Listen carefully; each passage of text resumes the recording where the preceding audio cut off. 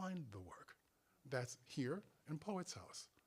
And I don't think he gets enough credit for that accomplishment. Besides the fact of what his own incredible poetry, his own incredible work, I don't think he gets enough credit for what he left on the American scene, right? The ability to create new work, the ability for younger writers, particularly younger writers, to come and figure out what they do best and how to do it best without somebody coming in and turning it into a school, right? We have to sort of like, pass something or impress somebody or, do something else to justify your, just all you have to do is come here and do your stuff, right? And then you go back out into the world, It's a beautiful concept, so simple, but so powerful. So, wherever you are, Stanley, thank you. And I'm going to play. We only have a small window here, so I'm going to read one poem, which is going to be proof. I'm going to do a little story about that, and then I'm going to do a few songs with my trio here. So I won't step on Jess's toes for her part of the presentation this afternoon. Well, proof. Well, one other thing. I don't want to take too much time, but. And this is not a plug for the album. This is an example. This is actually a chapbook, right, from Cattywampus Press. And the reason that I have this second part of my artistic career, dealing with music and poetry, is thanks to the person I met here. But during one of the workshops that I was running, her name was Sammy Greenspan. And she runs Cattywampus Press, and we had a fantastic workshop that summer. It was really great. And after the workshop was over, Sammy contacted me and said, I'd love to do a chapbook with you. And I was at that time starting to do stuff with music. And I said, Sammy, it'd be great, but you know what? How about we do this, a mixed media kind of thing? You do the print thing, and I'll produce the music, and we'll put the thing together in a chapbook, and it'll go out. And that started the Cattywampus series of stuff that I've done over the years with them.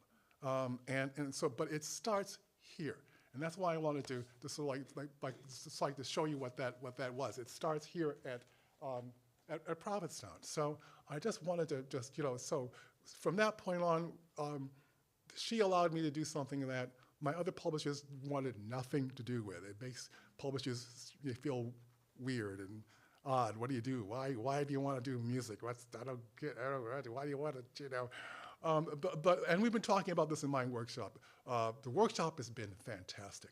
I'm having so much fun with my students. I hope the feeling is mutual. It's been really fun to have these long talks and discussions and writing about stuff and trying to figure out just what it is, right? And how to do it best. It's been really fun, and I learn as much as they do. This is always, I think, the best trade-off you have as a teacher is to be in a situation where you find out you're learning stuff along with the people that you're working with. And that to me makes this a very full session for me. So thank you guys for that, right? Yeah.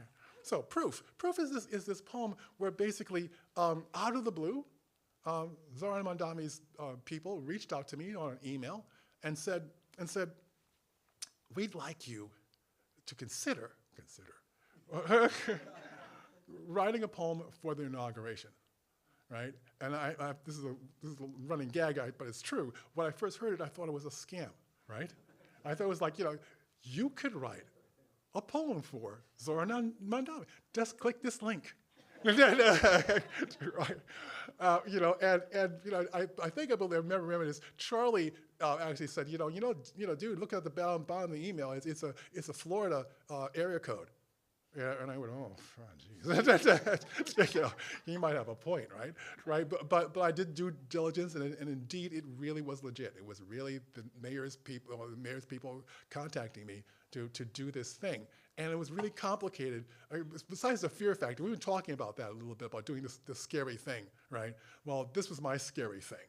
It was just, I wanted to do it, but it was sort of like, oh my God, this is just not. I mean, the potential for failure was so great, and massive, and would haunt you for the rest of your career, right?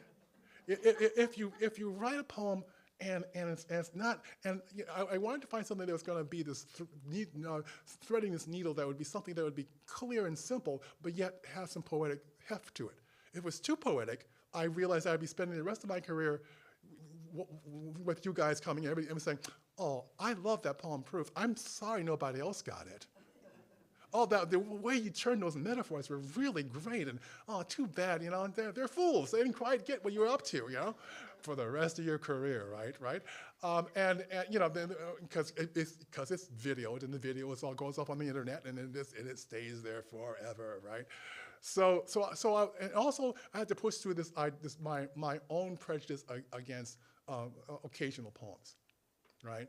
Because I think occasional poems are just like a no-win situation. You write something for them, and somebody gets pissed off. Somebody feels that they were slighted. Somebody's nose gets out of joint. And here we are reading to New York City, right? You know, the most severely critical city on the face of the earth, right? So and we have examples to that. We have Robert Frost's poem, you know, which wasn't the poem that he read. The gift outright was not the poem he wrote for the inauguration. He wrote another poem. You can actually look it up online.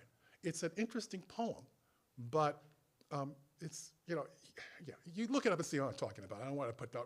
Robert Frost could not write a bad poem, but it was not a great poem, right? Okay, and he was, you know, just trying to, you know, he couldn't. He was infirmed, and the wind was too much sunlight off the page, and he was doing all that, yeah, and he couldn't even, so he just gave it up and then decided to go for the poem he knows by heart. Thank God. Poor Elizabeth Alexander was, well, with her praise song for the day, which I think is a fantastic poem, occasional poem, basically had to deal with the fact that the story I like to tell is that as she was doing it, the poem, somebody on PBS had cut away from her. Right? They were doing a person on the street kind of thing. And suddenly I realized there was a voice behind them, right? And it was Elizabeth reading the poem, right? And I'm like, oh, geez, that's right. So all I'm trying to get is that you can't win with an occasional poem. So I had to push through my own fear and my own doubt about doing this, and then try to figure out a way of making it about the moment, right? Because it really wasn't about me. It was really about the moment after this brutal year of Trump returning, right? It's like your abusive boyfriend comes back, right? Right, and then suddenly you remember why you broke up, right? But you can't do anything about it at the moment. So it was a brutal, you know, first, you know, knowing that he was going to come back and the damage he was going to do. This was the one bright spot. The one thing that made me feel like, a lot of us feel like, you know, all is not lost. We're not going to go down the tube, you know, at least not yet, right? You know, there is some pushback here. There are people who really understand what time it is and what we need to do, and he was the perfect candidate for this moment. And I wanted that poem to kind of like hit that energy, right? You know, to do diligence and do duty and do praise to what a lot of people did to make that candidate win, right? Because of course it's also history, right? Because it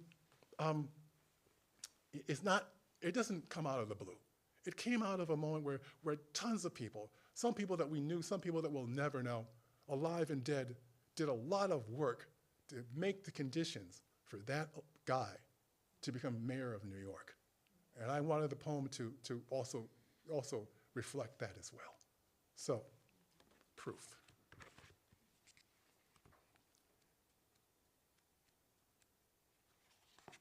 Proof. You have to imagine it. Who said you were too dark, too large, too queer, too loud? Who said you were too poor, too strange, too fat? You have to imagine it.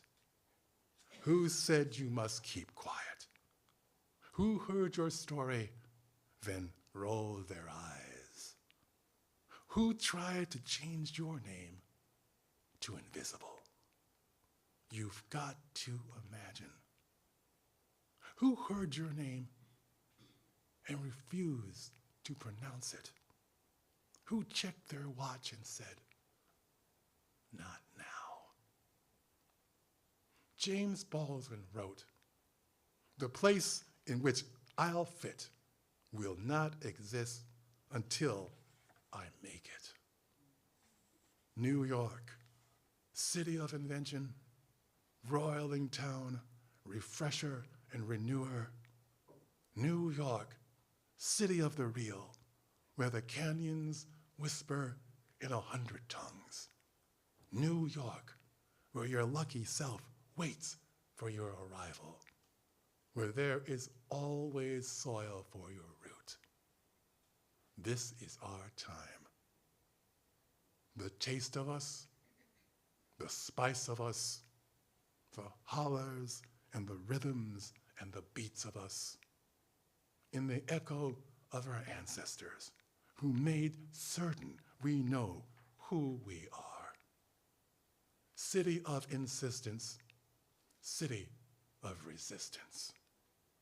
You have to imagine an army that wins without firing a bullet, a joy that wears down the rock of no.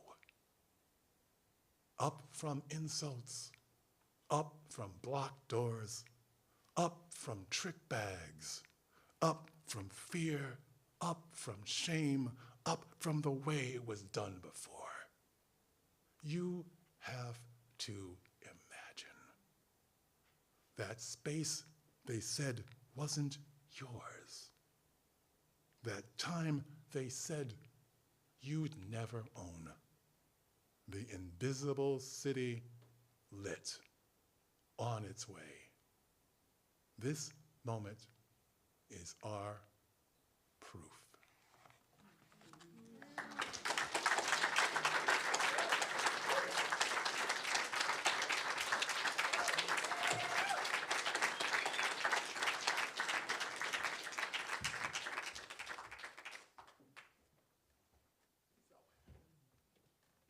Yes, and this is our manager, Kevin. She's taken us far. She's really.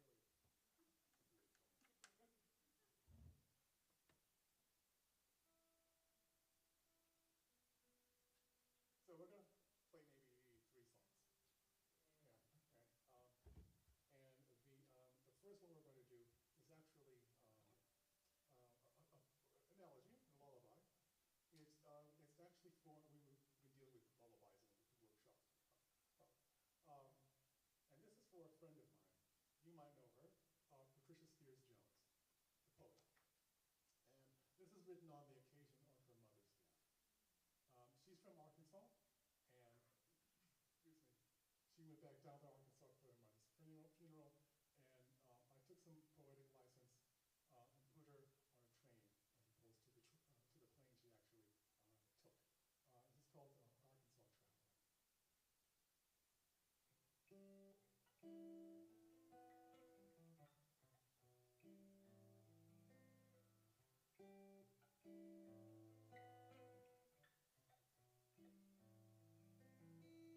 Riding that train, I ride in that train alone. Riding the train, I ride in that train alone. I'm an Arkansas woman, carrying my burden home. I'm an Arkansas woman, carrying my burden home.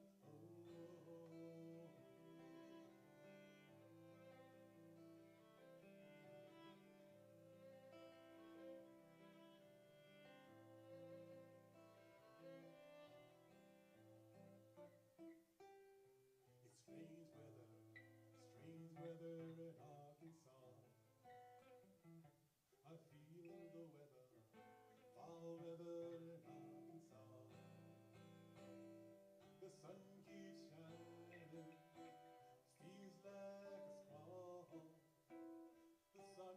keeps shining, feels like a squall. There's no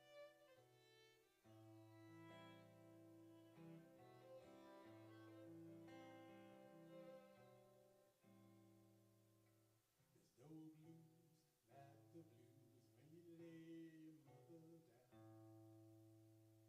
There's no blues like the blues when you let your mother go.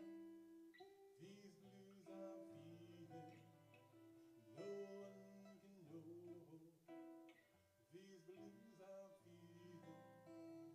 These blues I'm feeling, no one can know.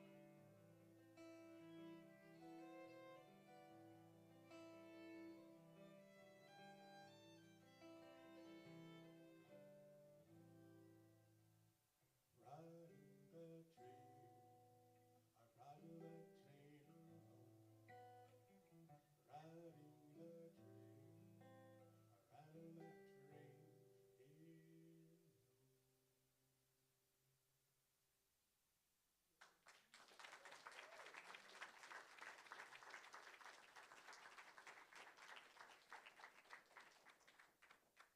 Next one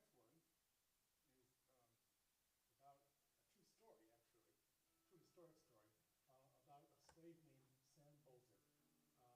He was a slave in Virginia during the Civil War, and his master loaned him out to the Confederate Railroad to work. Well, Sam looked down the road and saw a rail road and used it to walk the rails into the northern lines to freedom, used the same way of going back and getting in line, was a scout for the Union, and helped tear down the railroads in that part of the South. And after the war, he and his wife retired to Long Island,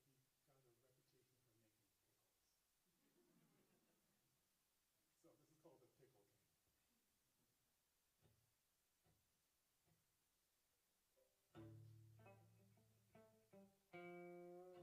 So this is called the Pickle King. Gonna stop walking to the IFB. Won't stop walking until I'm free. I'm gonna stop walking to the IFB. I won't stop walking until I'm free. Gonna stop working for Mr. Marmaduke. Give my sweat to the railroad. The rails the big chains. Never see my face again. Gonna stop walking to the IFB. I won't stop walking until I'm free. I'm gonna start walking to the IFB. I won't stop walking until I'm free. Take that big axe and haul away. He gave my sweat to the railroad. My feet spun wings and flew away. My feet will have to find a stand. Gonna start walking to the IFB. I won't stop walking until I'm free. I'm gonna start walking to the IFB. I won't stop walking until I'm free. Mama Duke tossed me like corn to a hog. Gave my sweat to the railroad. From Fredericks Hall in Virginia land. South was a nigga, North ain't a man. Don't start walking to the IFB. I won't stop walking until I'm free. I'm gonna start walking to the IFB. I won't stop walking until I'm free. Got a $5 voucher on my head.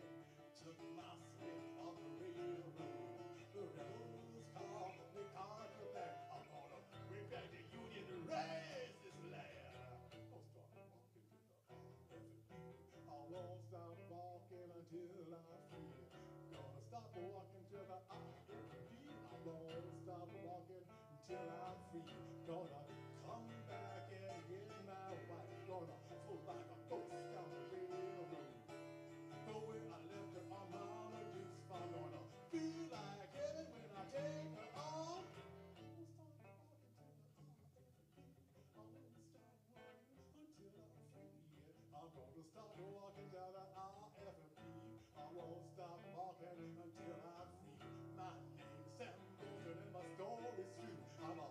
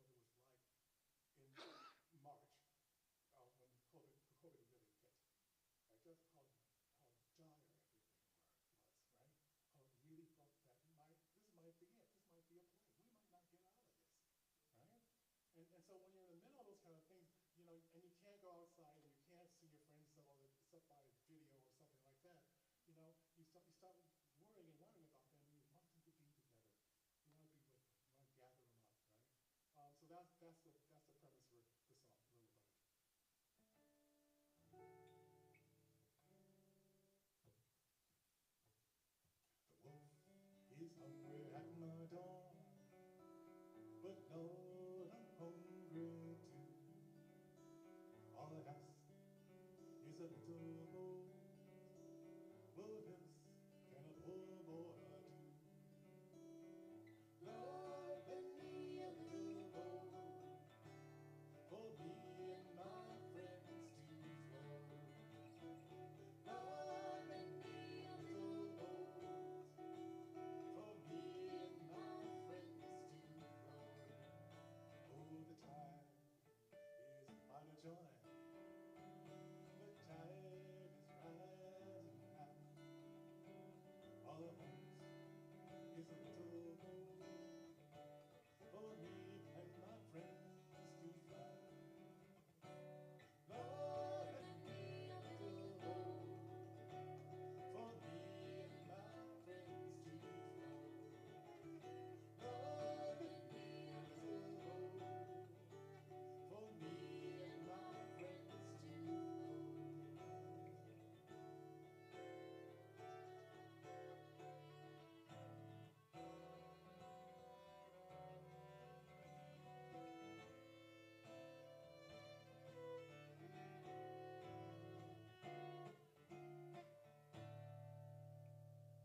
Lord, lend me a little more for me and my friends to flow. Lord, lend me a little more for me and my friends to flow. Maybe the party's done, maybe it's back someday. All I need is a little more. What else can make poor boy say? Lord, lend me a little more for me and my friends to flow. Lord, lend me a little more for me and my friends to flow.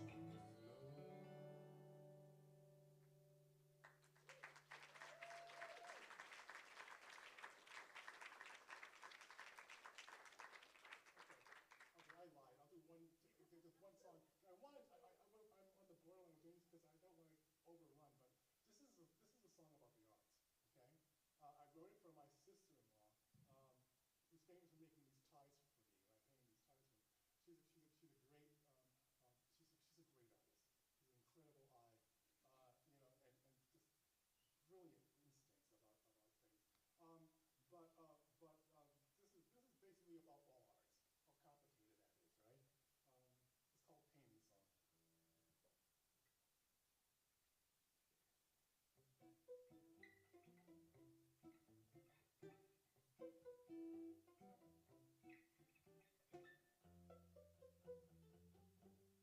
right? It's called Painting Song. There's a sea in a bottle. There are pigs in the sky. There are clouds where your lungs run. But don't ask me why. You just do what you have to. You just see what you see. Scratch your head if you want to. Makes no difference to me. I'm unscrambling my head. Painting, decoding what the light just said. Painting, pushing breath through my brush, filling in the blanks as we must. Maybe you'd like a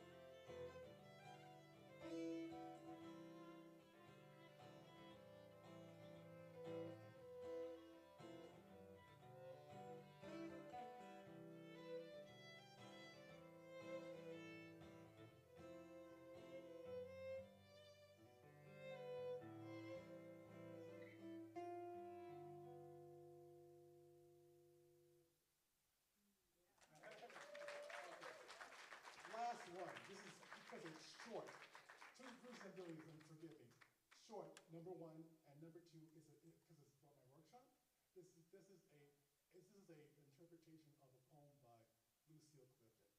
So and number three, I don't sing it. It's sung by Katrina. This is called Let There Be New Flowering. Let there be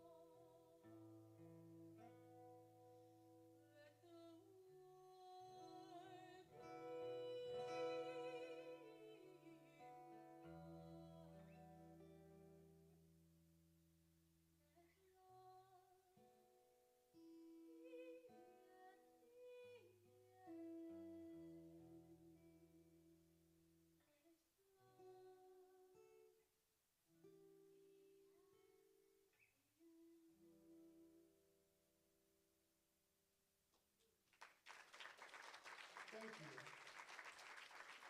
We love playing for you. Great. Charlie Rao. Concerto Abate. Thank you.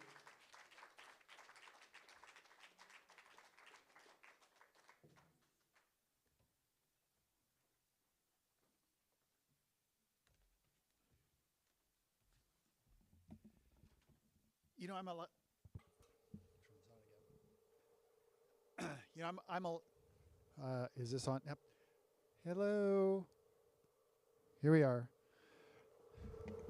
Thank you, Matt. You rock. I'm a guy who's lucky enough to be able to say every day that I love my job. And on some days, I love my job even more. Can we have a big round of applause for Cornelius Eady and the Cornelius Eady Trio? So we need to do this more often. This is great. Okay, so we're going to move on. I'd like to invite one of Jess Dugan's students, Jovana Babovic, to the stage to introduce Jess. Come on up, Jovana.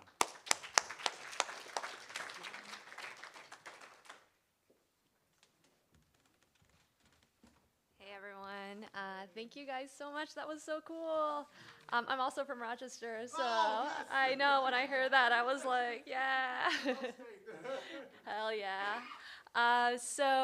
It's my total pleasure to introduce Jess Dugan tonight. I'll read a little bit of their bio, and then I'll share a little bit about why I'm taking this class and what their work has meant to me in the last few years since I've discovered it. So Jess T. Dugan is an American artist and writer whose work explores the complexities of personhood, relationships, desire, love, and family through photography, film, writing, and drawing. Their work is informed by their own life experiences, including identity as a queer and non-binary person, and reflects a deep belief in the importance of representation and transformative power of storytelling. Their work is regularly exhibited internationally and nationally, of course, and is in the permanent collections of 70 museums. Jess told us in class that sometimes they don't even know which pieces are in which museums, which feels like an amazing mark of their success.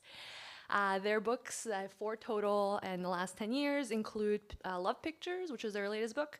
It's a survey book made in collaboration with Charlotte Cotton. It just came out in 2026. And then before that, they have Look at Me Like You Love Me in 2022. To Survive on the Shore, photographers and interviews with transgender and gender nonconforming older adults in 2018. And Every Breath We Drew in 2015. They are the recipient of many awards, including the Paula Kreisner Foundation Grant, the ICP Infinity Award, and they were selected by the Obama White House as an LGBT artist champion of change. They currently live and work in St. Louis. And so let me tell you a little bit about what Jess's work means to me. So I first came across Jess's work when I saw To Survive on the Shore exhibited at the George Eastman House Museum in Rochester, New York, about 5 years ago. It was right after the pandemic was sort of cooling off. And that exhibition resonated with me for a few reasons. First, if you've seen it, and if you haven't, I see the book in the back there, so you can definitely at least browse through it to get a sense of the photographs. They're super striking portraits of older trans adults that show them with dignity, with tenderness, with care, right?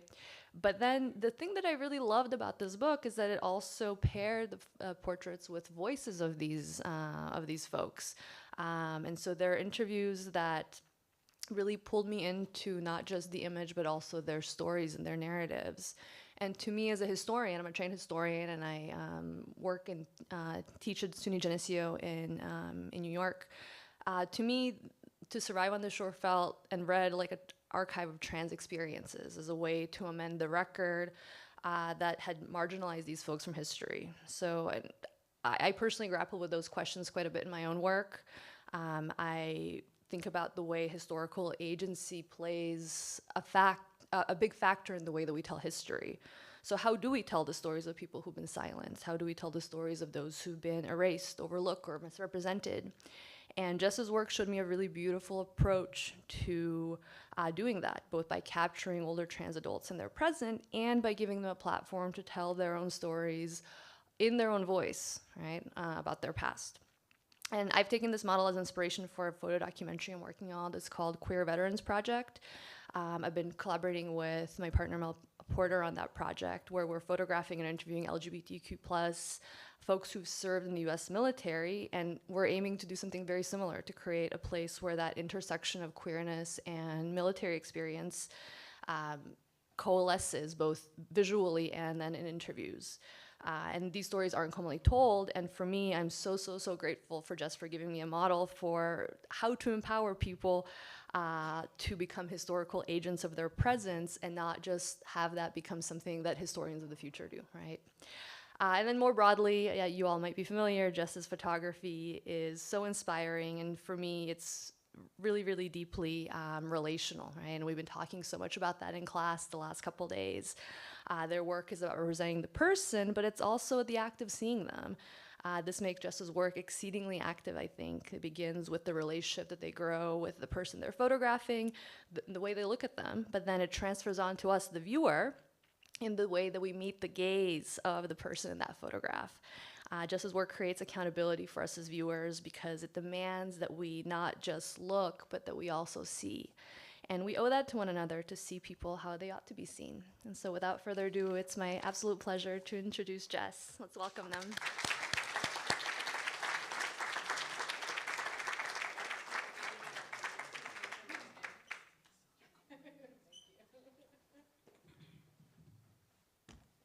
That was a serious hug skill with a laptop.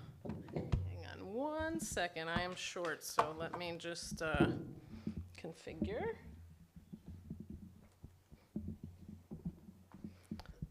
Oh, almost. How's that? Can you see my face over the screen here? I'll do my best to make sure you can see me. Well, thank you so much for that introduction, Joe. It's really moving and beautiful, and I really appreciate it, and I'm so moved to have followed such an amazing performance. I think there should always be music, I'm putting in a bid. It'll be on my evaluation form. That was very moving, so thank you so much for sharing, and thank you to the Work Center for having me back. This is one of my favorite places in the entire world. I've been coming to Provincetown since I was a teenager, which is about 25 years now. Thank you all for the birthday song. I've definitely never been sung happy birthday while giving a lecture. It is also my 40th birthday, so I feel significant.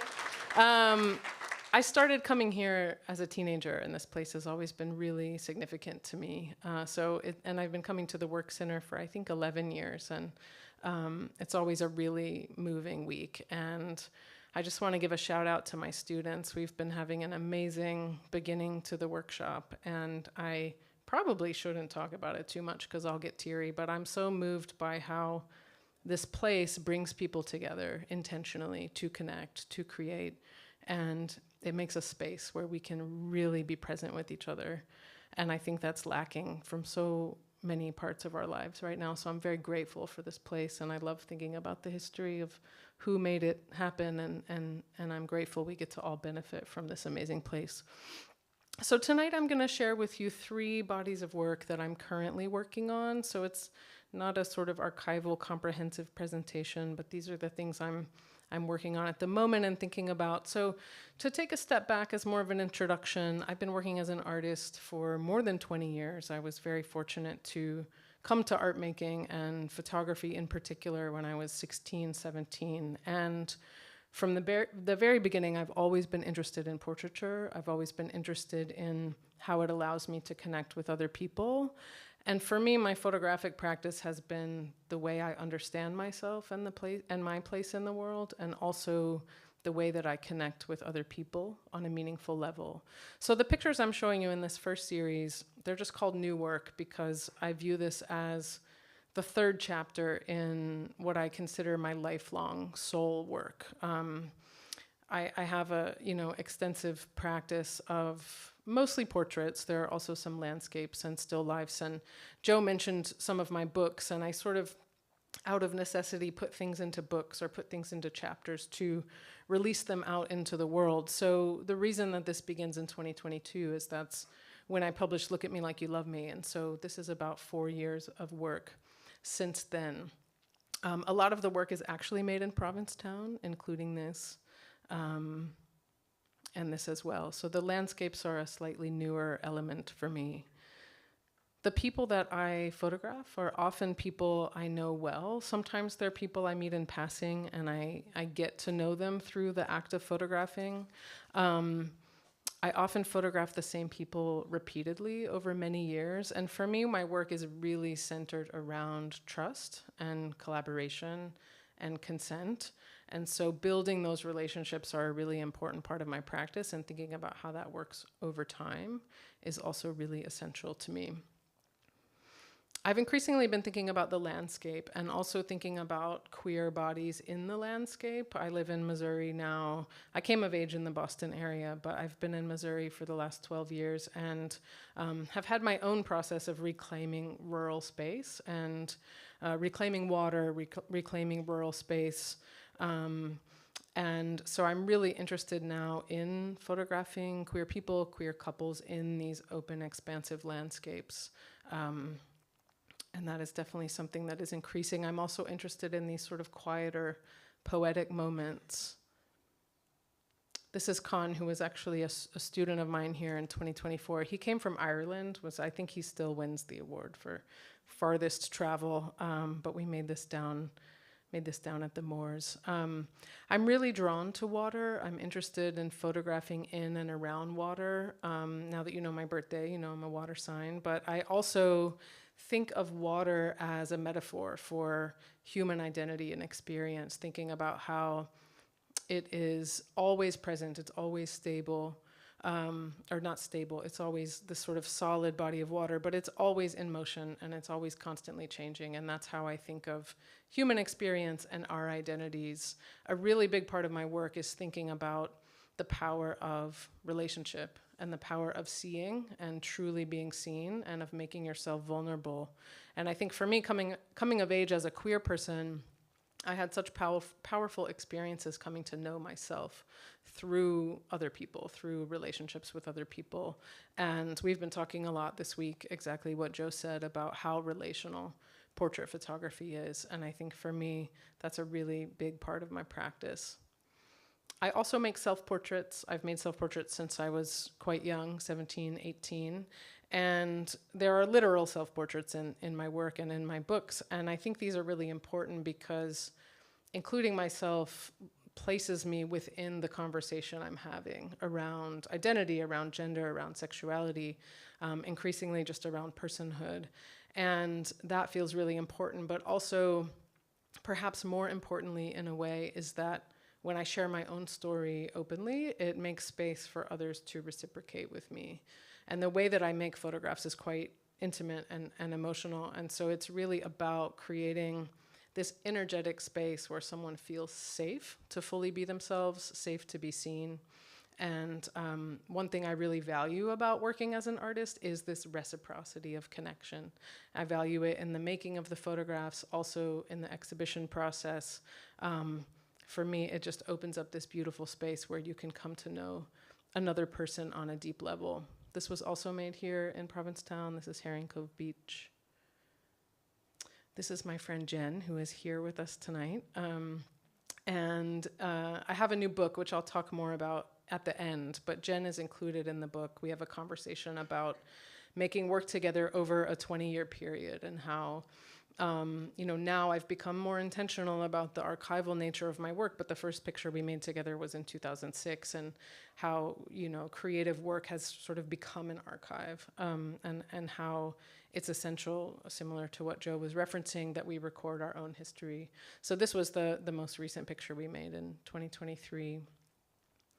I've also increasingly been making still life images and photographing flowers, and throughout my career, my work is often presented as being about identity, being about queerness, being about trans and non-binary identities. And that, of course, is very much a part of it. And I believe deeply in the importance of creating nuanced subjective representations of queer people, queer communities, queer lives, and placing those in museums. That's been a really big part of my practice. But the further along I've gotten in my work, the more I'm actually thinking of it as being primarily about these larger existential questions of what it means to be a person, what it means to be alive, what it means to be in relationship with other people, what it means to balance immense love with a risk of loss or an actual experience of loss. I've been thinking a lot about time and the passage of time. And so, and I'll talk more about the role of parenthood in the next body of work, but that's certainly, that line of thinking is very much influenced by me becoming a parent.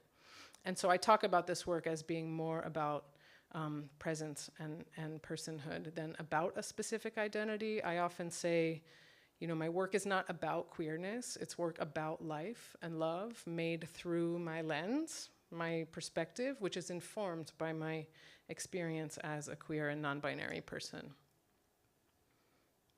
This is an installation view of an exhibition to give you a sense of the work in space. I tend to make immersive installations. I think a lot about creating a calm space. You can see a bit here, I sequence organically by color and gesture. And increasingly over the past 5 or 6 years, I've really been thinking about the museum space and the gallery space as a place to slow down, a place to reflect.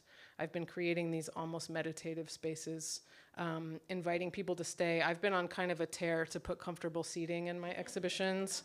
So these couches were purchased for the show. And I really I think a lot about my work being useful and being meaningful. And to me, the work becomes successful when it's meaningful to someone else and when it has a positive use in the world.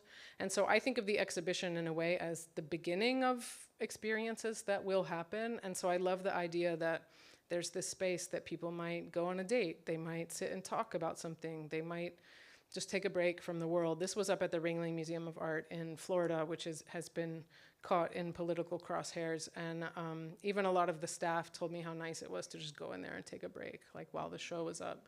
So a big part of what I'm thinking about these days is not only making an active experience for the viewer in terms of relating to the person they're looking at, but also having a space to slow down and think, who am I in this space? How do I feel in this relationship? What does this make me feel about myself? So I want my work to encourage reflection.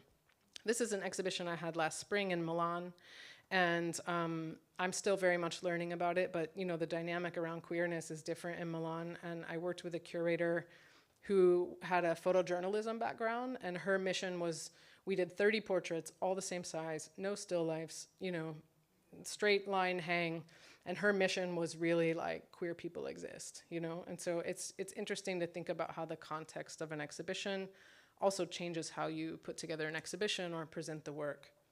So the second body of work I'm working on currently is called Family Pictures. I started this in 2012, and I've been explaining to my students, I work in really long-term projects, and increasingly the passage of time is actually part of the work. So this is my immediate family. It includes myself.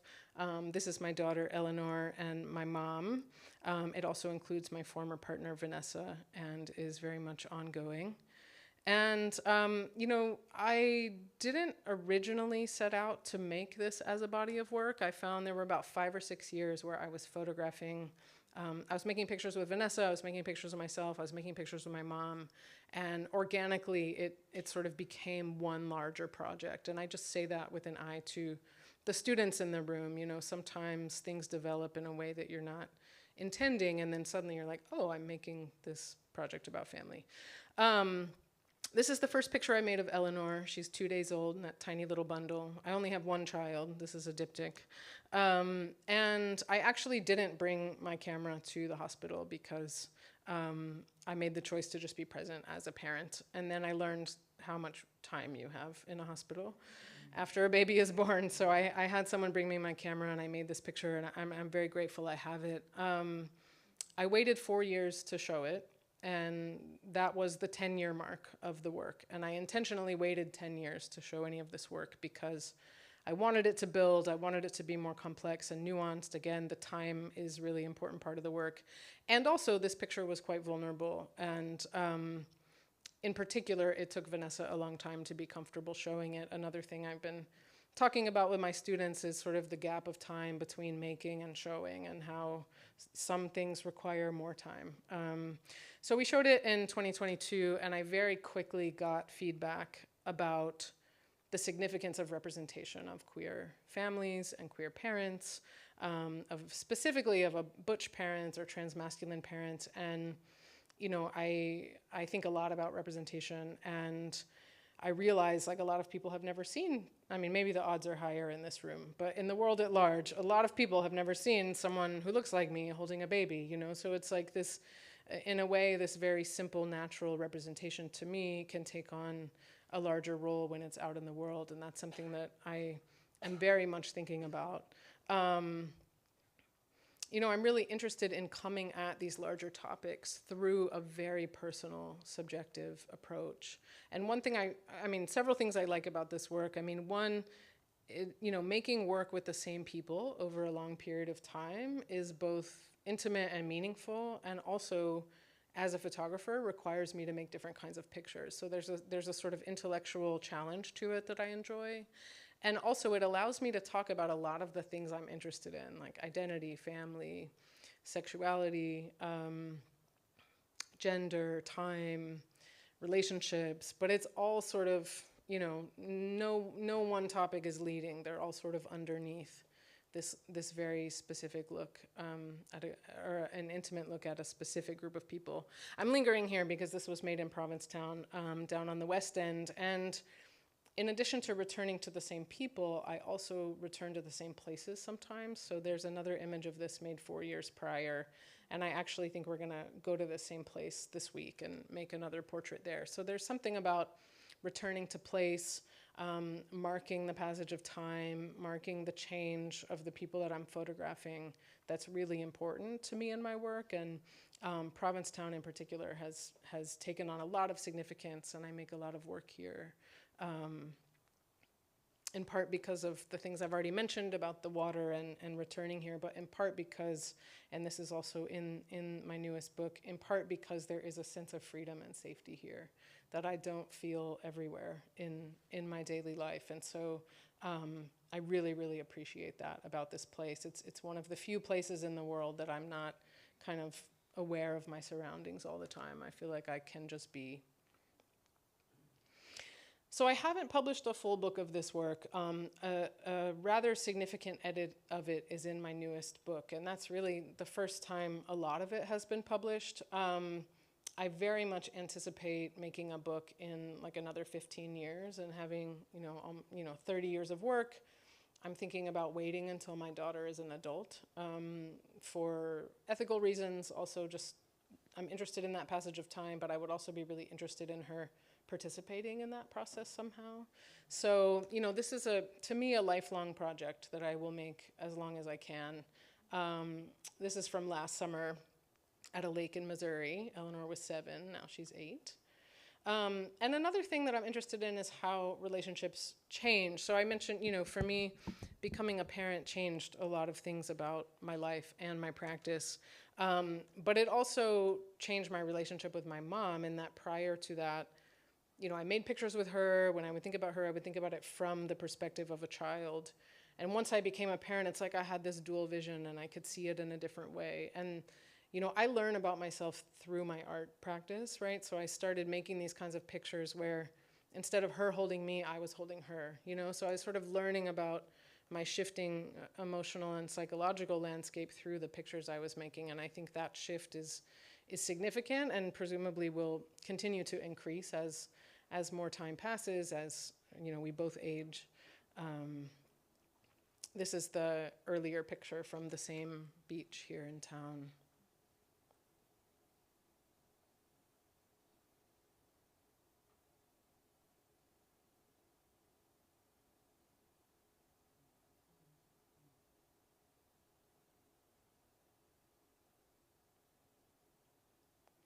So this was actually the 2022 exhibition I referenced. This was at the Massachusetts College of Art and Design, the Mass Art Museum in Boston. And this was included in an exhibition that was actually about the history of reproductive justice and design and objects related to that. And I love when my work sort of goes out of the art world. I mean, I very firmly, I believe in showing my work in museums. That's one of my primary places that my work lives, but I also, that's the mic.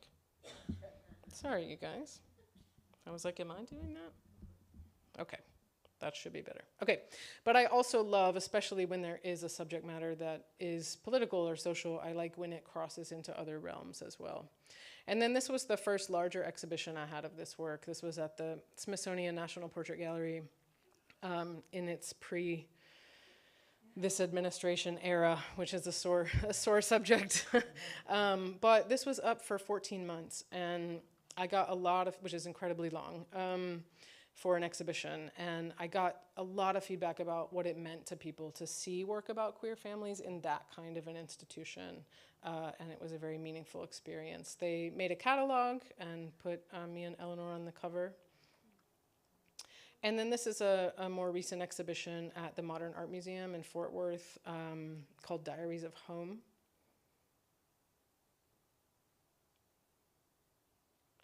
So the third and last project I'm going to show you is not photography. I think the mic is trying to make noise again. Hang on, there we go. It's called I'm Right Here With You, and I began this work in 2023. It's a series of drawings. And I drew a lot in high school and at the beginning of college, and then not from when I was maybe 18 until a couple of years ago. And this came to be because I found that I was waking up each day and I was starting my day looking at email and Instagram, and without even realizing and with no real reason, I had this generalized sense of anxiety, just sort of starting the day in these electronic spaces. And I actually originally began this as a way to find a kind of meditative practice. So I decided to start drawing plants and flowers. I draw early in the morning, usually from 5 to 6. often before my daughter wakes up. And I decided to draw plants and flowers. I had an interest in that anyway, but it was also something that I was just drawn to on an intuitive level, but also I really love the creative possibilities of it. Like, I briefly thought about drawing portraits, and I realized I would want them to be so precise that it would sort of take out the emotional and meditative part for me. So I began drawing every day. I draw from life in my kitchen. There is a way in which all of my work is really embedded in my home and in my community, but this work in particular is influenced by me being a parent. You know, I literally make it in my kitchen. And, you know, within a few weeks of making these drawings, I realized that it wasn't a meditative exercise. I was actually making a body of work. And I realized also that it was allowing me to think about a lot of the things I'm interested in my photographs. To me, they're very conceptually linked, even though, of course, they look completely different. They're different subject matter. But again, I'm thinking a lot about time. I'm thinking about mortality. I'm thinking about love. I mean, this work really became out of me becoming a parent in a lot of ways, and grappling with a different kind of love and a different kind of responsibility, and realizing how vulnerable it is to love a being so much and to have, you know, promised to care for them and yet not be able to guarantee that promise, you know, it just feels, the vulnerability of it felt intense for me, and so it's really influenced these drawings. There's two sizes. I don't know how clear it is on the screen, but this is a larger 22 by 30 size, and a lot of them are 9 by 12. So the different sizes allow for different kinds of drawings, but also on a practical level, if I'm traveling, I take the smaller one, and I sort of bounce back and forth between the two. I've made about 600 drawings over the past 3 years, and it's become a huge part of my life and my, you know, mental health practice and my day. And yeah, it's, you know, sometimes people are surprised I want to keep drawing tulips over and over and over, but it's like, it still does something for me to sit and look. And one thing I love about it is, you know, I'm drawing from life, I'm trying to be accurate, but I also really embrace an emotional translation between the thing and the page. And so the way it looks on any given day might be different. You know, as I've gotten further along in making these drawings, I very much have this attitude of like, well, that's how it came out today. You know, it's like, it's just really accepting it for what it is and not, you know, not trying to control it, which is also related to my journey of parenthood, at least, is realizing how much you really don't control. So sort of releasing some of that and just being really present in the moment. So this was the first exhibition of the drawings last spring at the Pulitzer Arts Foundation in St. Louis. It was a really beautiful place to launch the work. And again, I'm on a tear about seating areas. So we put in this little sitting nook. It had my books on the table. And because I'm local, I would drop by a lot. And every time I went by, there were people sitting there talking. And I loved that it was being used. And also, again, it was, you know, at a very fraught political time. And so creating a space where people could just go and feel calm was really important. So I'm just going to show you a few pictures of my new book, and then I will conclude there. For the past 3 years, I've been working on a book that is called Love Pictures, and it developed very organically. It's a collaboration between me and curator Charlotte Cotton, who's a well-known photography curator who I've known for many years, and it grew organically out of our relationship. Every time we would talk or have a chance to work together, we just had such strong intellectual chemistry. And one day I just said, do you want to make a book? And she's like, sure. And then some time passed, and she's like, so I got a ticket to St. Louis. And I'm like, okay, so what's our book about? And it just, you know, we just went into it super organically. But what it became, we recorded conversations over a 6-hour period about my life and my work, and it grew into a survey book that is 20 years of my practice. It's all of my work to date. It's some things that have never been published from when I was 17 and 18 all the way to the present, and there's sort of 2 frameworks within the book. It's the conversation with me and Charlotte, and then 8 visual chapters of my work. It includes films. I've made 2 autobiographical films about family, so it includes that. It also positions my work in a new way. There's a chapter on still life, there's a chapter on place, so kind of reimagining how my work can exist. And then as we were having those conversations, we kept referencing other people, or Charlotte calls it bringing other people into the room. And that led to 15 additional conversations with people who've been important to my life and work. And that became volume 2 of the book. So some of those people are curators that I've worked really closely with. Some are my mentors, Dawood Bey and Kelly Connell. Catherine Opie's in the book, who was an early influence to me. Many long-term subjects. This is one, Shira, and then this is the earliest picture I made with Jen. And there's also in-depth conversation with my mom as both my mom and a subject of 20 years. So we just finished this and launched it in April. So this took 3 years of my life, and I was making work during that time, but it took a significant amount of my time. So we're in the launching phase, and I just want to make things now. So we do have these books if you would like one, and I'm going to conclude there. So thank you very much.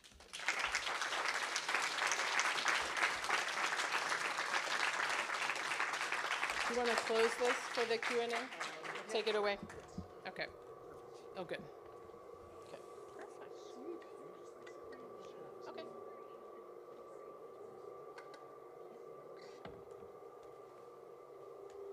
Can we have another round of applause for Jess Dugan, please? Now we're going to invite Jess and Cornelius back to the stage.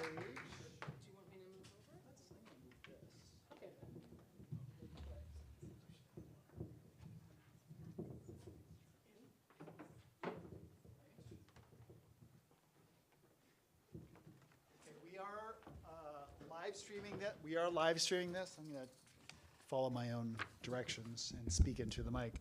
So if you have a question, wait for Atan to come to you with one of our mics so that people watching at home can hear your great questions. So with that, does anybody have a question? Jennifer? Happy birthday, Jess. Thank you. So I just want to ask you a question. So I don't know if you can hear me, but I wanted to ask, like, how did you find a way to, like, I guess, hold yourself vulnerable as like a mother and like put that into your bodies, in that body of work that you just talked about with your daughter and your former partner? And how do you allow yourself over time to feel like it's something you want to share, you know, personally as a mom and as an artist? Thank you. Yeah, I appreciate that question.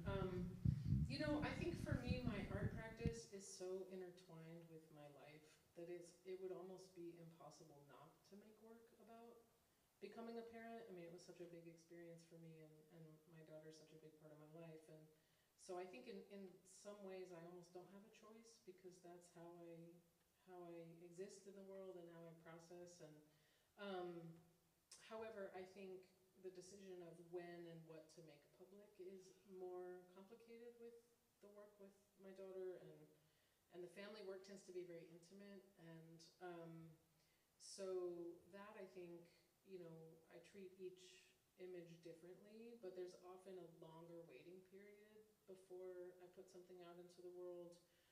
We were talking about this today, actually, sort of once you put an image out into the world, you really can't ever take it back. So I've been especially intentional about the pictures of my daughter. So once I make something public, it's out. Like, I understand it's out.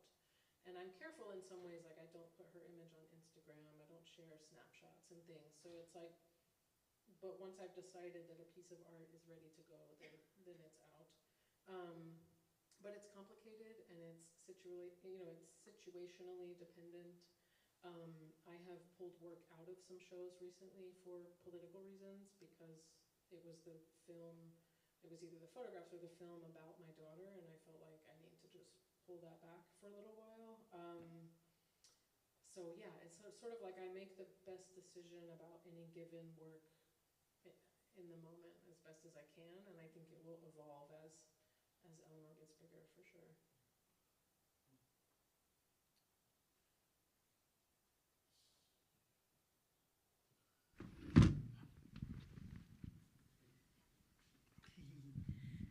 Hello. Your daughter is 9, right? 8. 8. Are you going to ask her now if she wants to have her pictures taken, or I mean, I have granddaughters, and whoa, you know, they are like, I have two who are 8 or 9, and I have to start being careful. Sure. I don't know if it's the same with you, but Yeah, I mean, I've always, so I have lots of thoughts, but I mean, of course, when she was very small, she didn't know or, understand what was happening. But I think from the time she was about 4, she understood, we were making pictures and she was posing and could take some more agency in that. So, photographing her has required me to work really differently. Like, I work very slowly. My camera's on a tripod. Like, that's just not possible. So I've had to work quickly. I've had to give up a lot of control. I mean, there's moments where she does something so beautiful, and I can't wait to take the picture, and then she's out of it.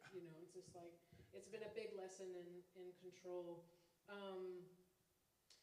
Currently she's interested and willing. I try to keep it quick and fun, and not push it. I actually just photographed her in the same lake that 2 of my friends were in, and we were swimming with some friends, and I wanted to pull her away to make a picture, and I always keep it just like a few minutes, otherwise she gets tedious.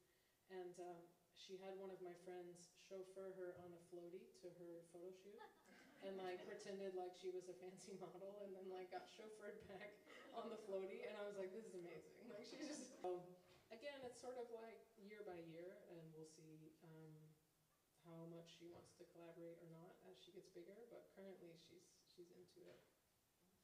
Sure.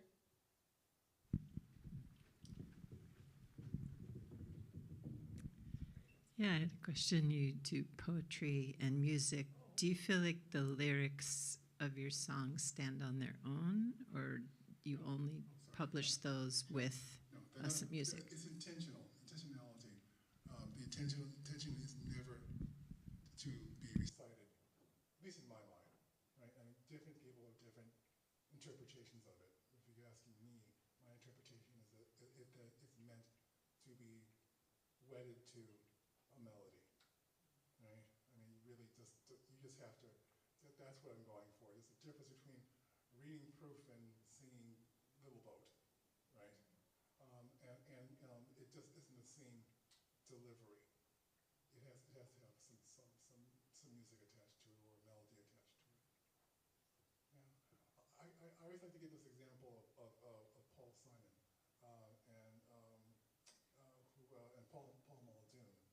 One of Paul Simon's late albums had a great song called Rewrite in it, and Paul Muldoon asked Paul Simon if he could publish the lyrics as a poem in the New Yorker, and that's what he did. And this is not to put down either Paul Simon or Paul Muldoon. It's just to give you sort of like to give you the example here, right? You could go to the New Yorker online and you could see the lyric, and it's not a bad lyric, right? But it doesn't work the same way, right? You actually have to hear it. It's about delusion, right? The song is about delusion. It's about a guy who thinks he can rewrite his life, but the music tells you it will never happen, right? And the claustrophobia of the moment is in the music, in the arrangement, and not on just simply the words on the page. You really have to have that extra dimension, at least in my opinion, to really get to understand what the desperation of the singer's voice and the singer's situation actually is. So, yeah.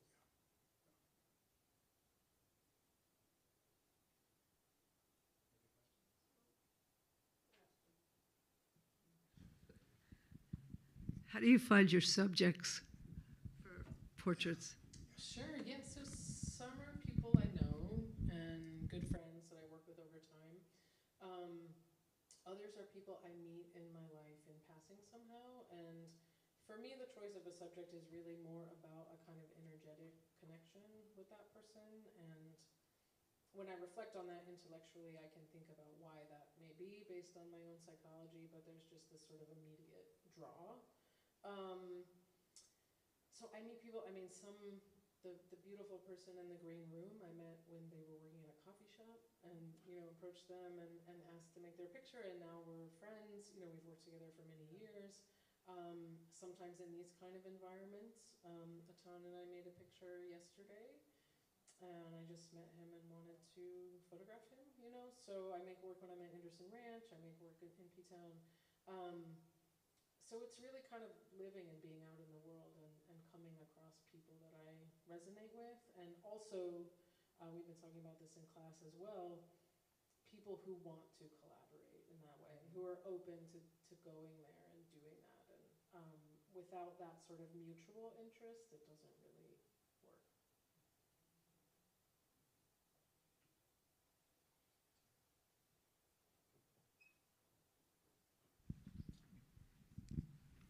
This question is for Cornelius. I was really struck by your recitation of proof, and I immediately thought that this is a whole different experience than if I was just reading this on the page. So I guess my question for you is when you compose, or maybe when you encourage other people to read poetry, do you have it in your mind that it's something that is being read in your head, or the out loud recitation to just have a different experience? For that poem is a public poem. And I went into writing the poem with that idea in my head. And it's a public poem that's going to be read publicly to a great group of people. And so, you know, it wasn't, like I said, I was trying to find a balance between something that would still have some poetry in it, but you know, but wouldn't, you know, but would also be clear about what I was doing. And there's some great examples of that where some was subconscious and some was conscious. One was Elizabeth Alexander's poem. I talked about that briefly in introduction to the poem. The other one was Walt Whitman. When we get to the New York section of the poem, right? And that was only because I thought I had finished the poem. I was hours away from giving it to the team, the election team, to put it on what I thought would be the teleprompter. They didn't do it actually, but that was it. And I had some help editorial by my wife Sarah Micklem and also Elizabeth Alexander herself. And it was just about I thought I was done, right? Thank God, wherever it is, I'm done, right? And then both Elizabeth and Sarah independently said, you know, New York should be in the poem somewhere. Somewhere in the poem there should be New York. And I said, I was free of this, right? I think it was free. But they were right. They were right. And of course, I just sort of like hit the cadence. I'm probably thinking of Whitman from Crossing Brooklyn Ferry, right? You know, in terms of cadence, in terms of energy for that moment. And it was a real moment. I'm glad I put it in. I think it, to me, is my favorite part of the poem. And it's really that point when you're at City Hall Plaza and you're seeing New York, city of invention, and it's bouncing off the skyscrapers, right? As you're doing it, it was like, wow, right? It really was. And its subconscious influences June Jordan, the poet June Jordan. And you know, I realized I was actually lifting her poem about my rights, right? Too black, too queer, too, right? Right, and subconsciously I was something. It took me a minute after the poem was done. I was like, oh yes, it's June. I'm channeling June. Also because June hits me as a public poet, right?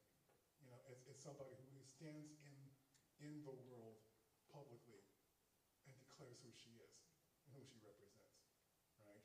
And you know, I realized that I was actually trying to actually, yeah, I need that stance, right? For the cadence of the poem, but I wasn't thinking about it consciously when I was composing the poem. But it was for that particular poem, it's the public place, right? And how is the crowd going to feel invited into the poem, right? And that started it off. That started it off. One more question.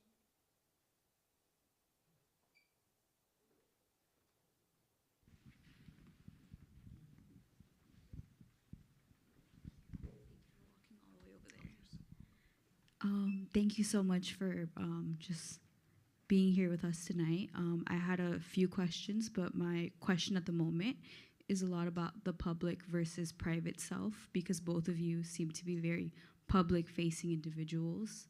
So I wanted to ask, what are practices that you utilize in your everyday life to sort of maintain your private self, to have or maintain a sense of just personhood for yourself and not for the public?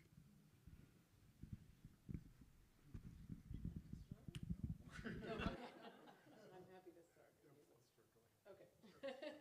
Yeah, I think that's a really important question, because I think it's something, you know, if you're putting your work out into the world, it's at some point you have to navigate. And I think, you know, I actually feel like I have a somewhat significant divide between my public self and my private self. And it's not that I'm a different person in any way. Like when I show up here at the Work Center, I am my full self with all of you. But, you know, whatever I post on Instagram, it's very much with this eye of like career and public. And there's a whole, I really appreciate having an offline private life. I think for me, the places I protect that a lot are virtual, like on the internet, on, you know, sort of what you're sharing with people. I also think it can be really important. I think there's a lot of pressure to produce and to rush and to, you know, show the new photo you've just made or publish the, you know, get the thing out there. And I think taking a lot of time, like giving yourself the time that your work needs before you make it public, I think is also a really important part of that, and letting things develop. Yeah. That really makes sense to me. It really is. I mean, you do. I mean, I don't know. I was going to say that a couple of things.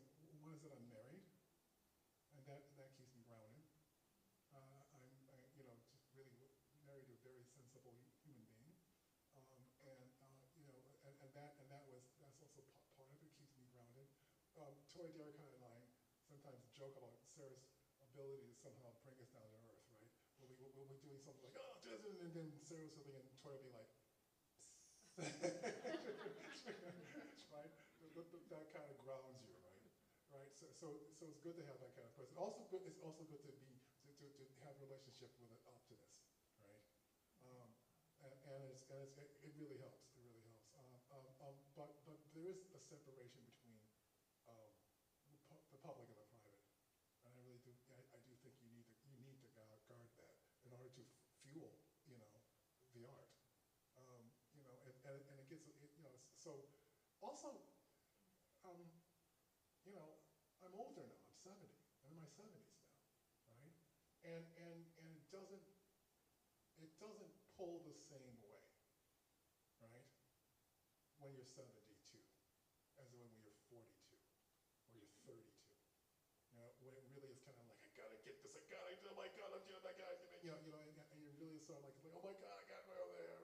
You know, I'm not famous. No one's, you know, you really feel that pressure, right? I have to get out here and hit it, right? When you get a little bit older and you have someone like David, really, so like really funnily, it was like, oh my butt, yeah, I guess, wow, you know, it was just sort of like, yeah, you know, it's, you know, I'm not saying I'm disinterested. I'm saying it's shifted, right? It's not the edge of desperation is gone about what I do, right? And it's a desperation about whether or not somebody is going to be, you know, responding to it or not in a certain way, right? It's sort of like there's a body of work here. It's done. You did it, kid. You know, you're not done. You're not far from done, but you've done stuff, right? And you survived it, right? So it's a kind of a comfort. It's also weird because I retired last year, right? From full-time teaching, and I've never been busier, right? You know, and you know, it's a weird kind of moment for me where I thought what I thought about time was going to be about hasn't turned out to be that way at all, right? But it's a different kind of working the public and the private now than it was beforehand, and a lot of that sometimes is job related. When I was a professor, you know, right? It's a different kind of thing. You've got this slot you're in, and you really have to go back and you got to do your committees, you got to do the teaching, you got to do this other stuff, and it's all kind of like part of the community of being on campus, right? But when that goes away, so like that persona shifts. So I'm enjoying the time. It's just not. It's more of a surprise than I thought it was going to be, and it really helps to solidify the difference between what I'm doing right now, and what I'm going to do after we're done, right? All right, let's have a round of applause for Jess T and Cornelius Eady. Thank you all for coming tonight. Thanks, Giovanna, for your introduction also. It was really wonderful. Come back tomorrow because we have one final faculty event of this week. We're featuring novelist Clavis Natera and artist Megan Hinton, who I saw here. It was like, come back tomorrow. Thanks, everyone. Remember, there'll be signing books at the back. Don't forget that. Yeah. Support your artists. I'll go hang out back there. That was lovely. Tonight was so nice. I like the pairing a lot. Yeah. Terrific.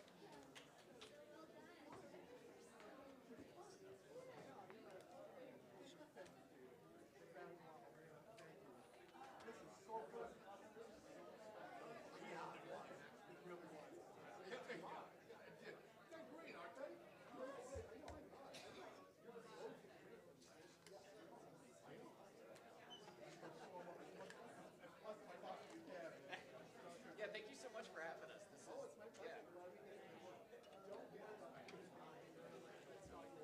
Oh, okay.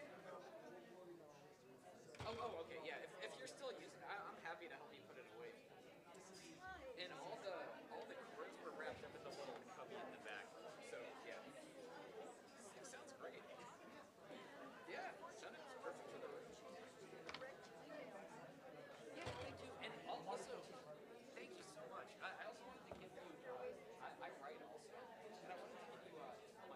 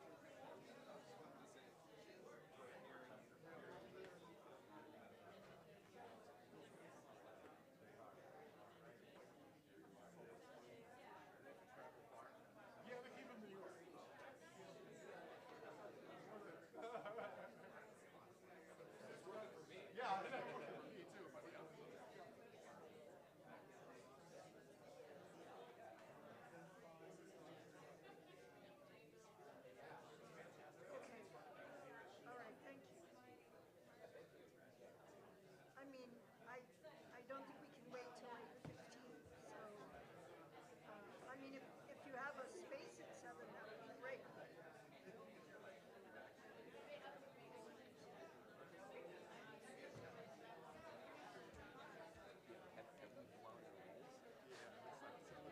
Did we make it too close?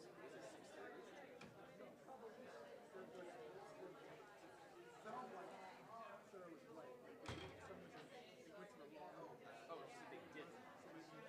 Oh. I bet we can find another one because people probably canceled. Yeah. Yeah. Yeah, but go send your books.